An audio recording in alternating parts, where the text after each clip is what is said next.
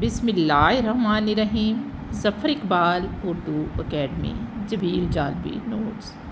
تو اس کے بابری میں کثرت سے اردو کے الفاظ استعمال ہوئے ہیں۔ شاہ محمد صالح جہانگیر کے دور کا فارسی کا مشہور شاعر تھا۔ قدیم اردو مرتب کی مسعود حسین نے۔ بکٹ کہانی 12 ماسہ ہے جو خالص ہندوی چیز ہے۔ مثنوی سیف الملوک اور بدیع الجمال خواصی نے لکھی۔ مثنوی چندر بدن میہار مقیمی نے لکھی۔ بکٹ کہانی میں کل 325 اشعار ہیں۔